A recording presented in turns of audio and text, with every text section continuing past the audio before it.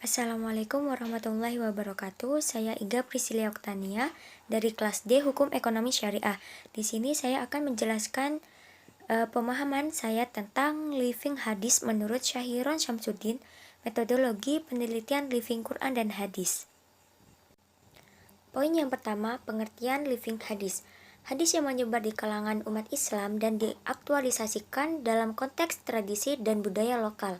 Living hadis tidak hanya menyangkut dengan fenomena yang muncul dalam masyarakat, akan tetapi juga menyangkut praktek sosial, keagamaan sebagai bentuk pengalaman hidup sehari-hari dalam masyarakat.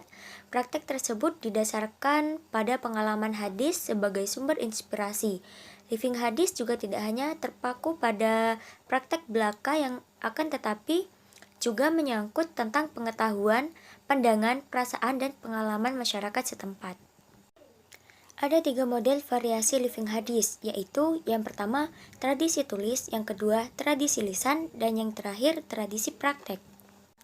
Pendekatan living hadis terbagi menjadi 4. Yang pertama, fenomenologi, yaitu ilmu pengetahuan mengenai apa yang tampak.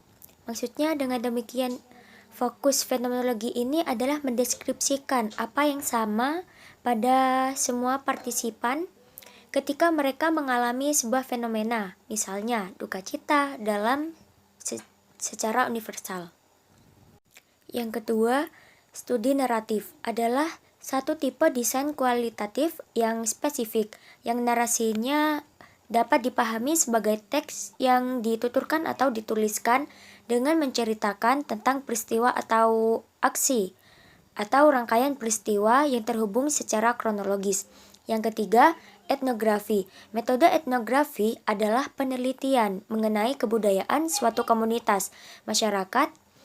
Sebuah etnografi ini berfokus pada sebuah desain kualitatif yang dimana sang peneliti mendeskripsikan dan menafsirkan pola-pola yang sama dari nilai-nilai, perilaku, keyakinan, dan bahasa dari sebuah kelompok kebudayaannya yang sama. Dan yang terakhir, sosiologi pengetahuan.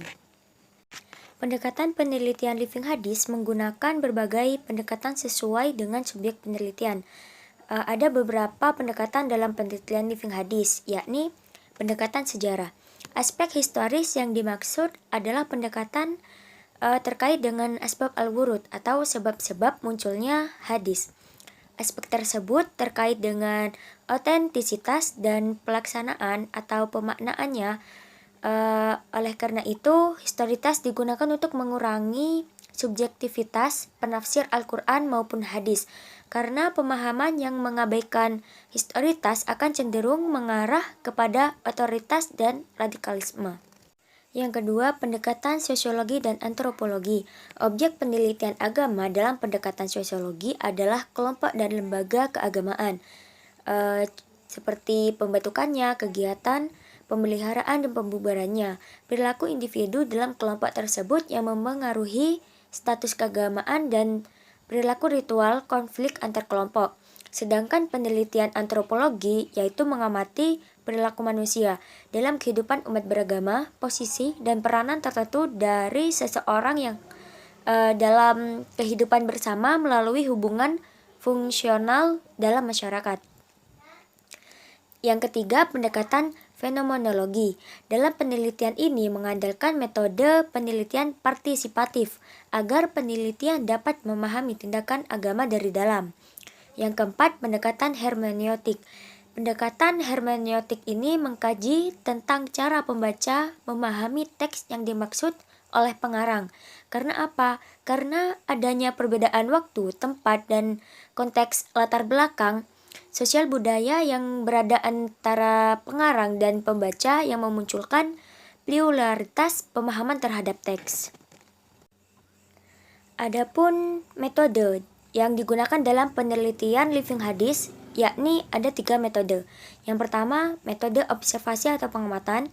Yang kedua, wawancara. Dan yang ketiga, dokumentasi.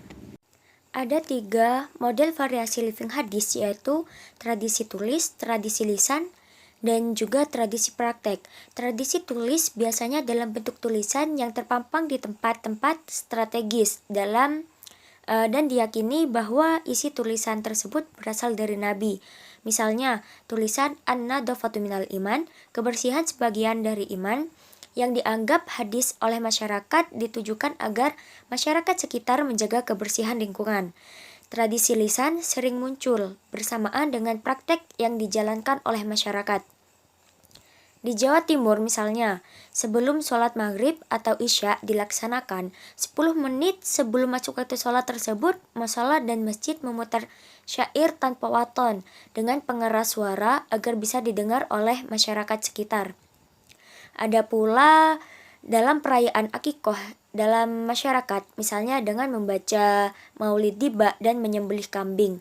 Namun ada pula yang melaksanakan akikoh dengan menyembelih ayam di sebagian daerah. Kenapa menggunakan ayam untuk disembelih sebagai akikoh? Hal ini juga karena resepsi masyarakat atas hadis Nabi yang disesuaikan dengan kelas ekonomi mereka sendiri.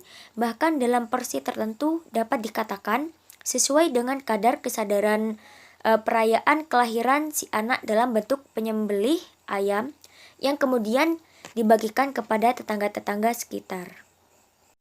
Cukup sekian pemaparan dan pemahaman materi saya tentang living hadis. Kurang lebihnya mohon maaf. Wassalamualaikum warahmatullahi wabarakatuh.